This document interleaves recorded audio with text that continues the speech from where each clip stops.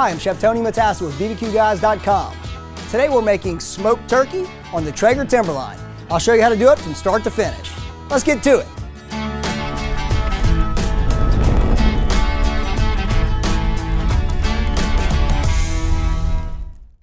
Let's start off by mixing up the marinade, which we'll use to inject the turkey with. Either add half a cup of your favorite seasoning blend, or add a little black pepper, oregano, a little orange zest, some lemon zest, honey, a little Worcestershire sauce, kosher salt, granulated sugar, garlic powder, onion powder, dried rosemary, paprika,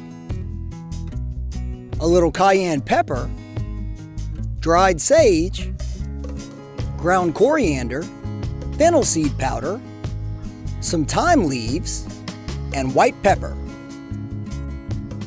Now we'll finish it off with a splash of brandy, and finally we'll let these complex flavors steep and meld together with some hot water. You'll want to let this infuse for at least an hour, but if you have the time, I like to let the flavors meld overnight. Once infused, strain it through a coffee filter to make sure none of the dry spices clog the injection needle.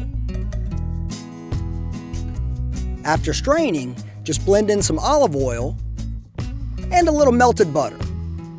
Now it's time to inject this bird. Just work your way around, adding the marinade in several spots. This will act as an internal brine for the turkey, so you'll want to inject it the day before you plan to smoke it, so that the bird gets a chance to marinate overnight in the fridge. With the turkey knocked out, I'll fill my Timberline with some pellets so it's ready to go when the time comes. You can find pellets in pretty much any wood you prefer, but I like cherry best for turkey. Inside the grill, I have a drip pan set on a wire baking rack. This will allow it to sit underneath the cooking grids. In the drip pan, I'll add some white potatoes, sweet potatoes, chopped bell pepper, a little celery, some yellow onion, carrots, some chopped shallots, and a head of garlic.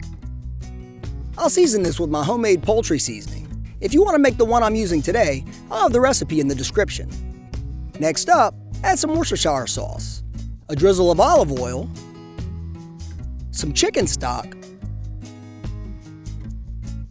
and a generous pour of your favorite red wine.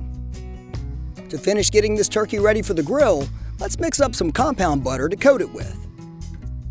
To a bowl of softened butter, add a couple of tablespoons of poultry seasoning, half a bunch of fresh chopped parsley, some fresh sage, and rosemary.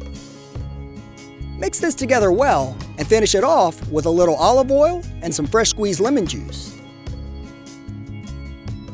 Now we'll rub the outside of the turkey with some olive oil and poultry seasoning. And I'll add the compound butter under the skin of the turkey and inside the cavity. This will allow it to self-baste while roasting, keeping it juicy while providing tons of flavor. Set the bottom rack on your Traeger, and it's time to get this bird on the grill. I'll put the temperature probe in the thickest part of the breast so that we can keep an eye on the progress. Now for the easiest part. We just need to ignite the pellets with the push of a button and set our target temperature. The grill will handle the rest.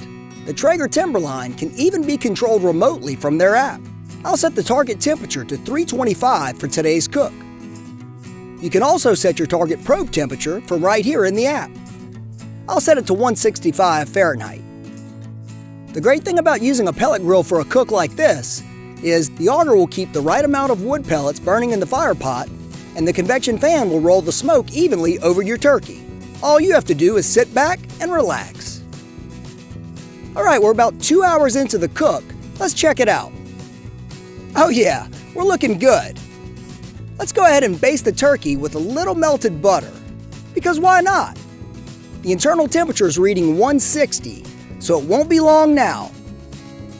This was about a 15-pound turkey, but what's nice about using a drip pan with wine and broth like we have today is the steam rising not only keeps the turkey juicy and flavorful, but it also makes for a quicker roasting process. This bird is getting some beautiful color from the smoke, and it's smelling great out here. I'll let it cruise until it hits 165 internal. Then I'll temp it in a few areas to be sure that it's cooked through. Once we hit the mark, we'll let it rest about 20 minutes with the grill turned off and the lid closed. Finally, I think it's time to dig in.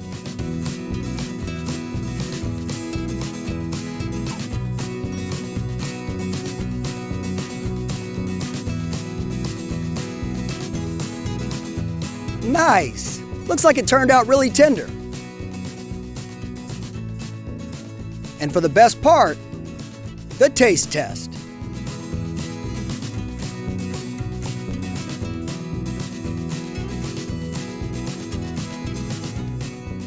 That was excellent.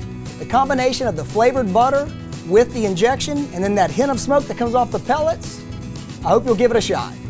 Thank you for watching today. I'm Chef Tony Matassa, and remember, at bbqguys.com, we smoke the competition.